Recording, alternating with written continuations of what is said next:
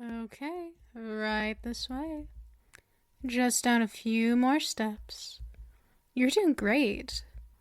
I hope the walk down the stairs isn't doing too much of a number on you. You look pretty winded. Last step, and there we go. Are you alright? Do you need a moment to breathe or something? It's okay, take your time. I can wait. Maybe I can get you some water or something? No? You're good? Okay then. Let me just say that I'm so proud of you for finally getting around to visiting my basement. I know I've been pestering you about it since as long as we've been dating. Almost, and it's all the sweeter. Since it's been such a challenge, too. I mean, even when I've been offering to drive you all the way to my house, you've still always been so reluctant. Always making excuses that you have to get dressed or out of bed, to go anywhere the offering of free food. Almost changed your mind, but still. On the fence, but looks like paying you money was enough to get you off your ass. I wish I knew sooner that it was just that simple. It would have saved me a lot of time and effort. Anyway, I know I told you before that I had something to tell you. That I could only tell you here. So, here I go. I love you. Well, okay, I assume you already knew that. We've been dating for a while now. And to be honest, I think my excessive number of text messages really got that across. But even that aside, it's so obvious. We're destined for each other. Like written in the stars. Kind of destined, you know? I mean, how else do I always know what present you want without you telling me anything? See, it's fate. Stars don't lie. Anyway, I'm kind of getting off track here. You see, my confession was more about why I love you. To put it plainly, it's because, well, you're lazy. Like, really, really lazy. Ridiculously, supernaturally lazy. You're the living parody of a lazy person. I am certain, without a doubt, that there is no one alive lazier than you, because if anyone was lazier than you, they would be too lazy to breathe. But now let me explain why that's a plus. A while ago I was thinking to myself, geez, it's really about time for me to get into a relationship. But, well, the problem there is that I kind of have severe abandonment issues. That's a long story. I'll fill you in on it later. But basically, I was thinking to myself, I really don't want them to run away. And that's it. That's the whole explanation. It's the whole explanation of why I love you. You'll never run away from me, because I know you don't run. Or do any exercise, really. I'm actually kind of worried about your health, to be honest. But hey, let's see the bright side of things. But back to the point. I really, really love you. And your fear of anything that vaguely requires effort. That's why I spend so much effort into chasing after you. For instance, why do you think that your Wi-Fi was always going out, and I was always the one to come over to fix it? I'm very sorry about doing that to you. By the way, I know how much you love your internet connection, but I needed an excuse to come over to visit you. Because, well, you know, you never leave your house. So what I'm getting at is, that's how I finally got to meet you. through my job.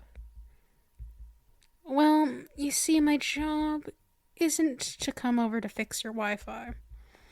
And it is certainly not to remotely remove your Wi-Fi and then come over to pretend to fix it.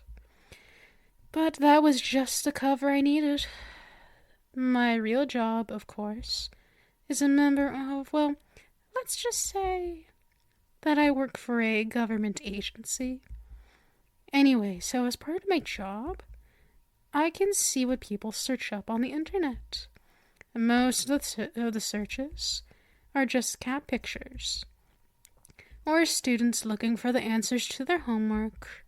But like I was saying before, I wanted someone who wouldn't leave me, right? So I thought, hey, a very lazy person wouldn't be able to leave me. They wouldn't at all have the energy or the effort to leave me, right? And it's not kidnapping if they can't be bothered to leave. So, I'm in the clear, right? So then I thought to myself, okay, then in that case, let's look to see who made searches on the internet that would indicate they are super lazy. And did your searches indicate you were lazy? I can't remember all of them off the top of my head, but what I do remember was really quite beautiful. In a twisted sort of way. Okay, so first of all, the intent of your searches was, well, it was something. For instance, I'm sure you meant to search how to turn off the lights without getting up. But the thing is, you couldn't even bother to put in the effort to type the whole thing out. You just typed in turn off light. No, Stan, your laziness, or should I say efficiency, was truly inspiring. Though it didn't stop there, of course. If I recall, you also searched for things such as make money from bed or job for lazy. You even asked Alexa to make you a sandwich. Seeing those phrases in your search history gave me the utmost confidence that you're the laziest person to ever exist. That you're a person so lazy that you'd actually stay with me.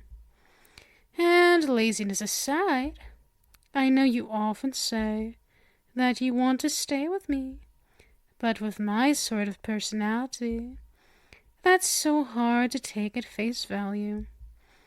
But even so, I really, really want to believe you. And at least when you stay with me like this, it lets me pretend to really 100% believe you. So, thank you. I really want to stay with you too. The only person who I don't have to tie up or anything. I'll just leave you be, and you'll just not move. Now, I know life can be difficult for someone as dedicated as you. You can never seem to put in any effort into school or looking for a job, or even doing basic chores, like cleaning up your living space. But don't worry, I put extra care into my basement, so it would be a paradise for someone as special as you. Look, it has everything you'll ever need down here. The first thing you'll notice is the bed. Did you even know they made them this big? I made sure to make it nice and comfy since I assume it's where you'll spend majority of your time. Yeah, it's just an assumption. But we both know I'm right. And there's even a fridge right next to the bed. So you don't have to get up for food or refreshments. Well, I'll be cooking for you, though. Like your own personal chef. I know that before you didn't bother eating anything, that so much has required boiling water or using the microwave for more than 4 minutes. And I got you a computer. The specs are super high. I should know. It's the same model I used to run simulations on, well, that's classified work-related stuff. But trust me, it's a super good computer. What else?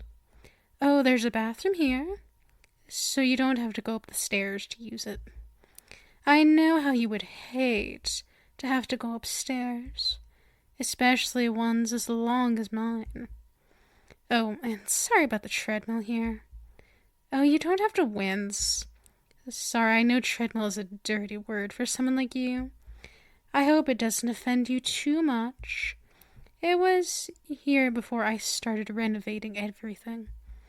And it was just too big and bulky to get up the stairs. I can put a curtain on it, or something if it's an eyesore. Anyway, there's probably some other stuff I'm forgetting, but that's the short of it. Oh, right, and if there's anything you want me to buy you, like a streaming service or something, just let me know. I mean, you're obviously not going to be working to get any money. Well, if you need anything, let me know. Here, take this. It's a pager. People would usually text, but I know typing out an entire text message is way too much work for you. So just press the pager, and I'll come right down. Now, is there anything you'd like to... And you're off to sleep, of course. But that's what I love about you. You're like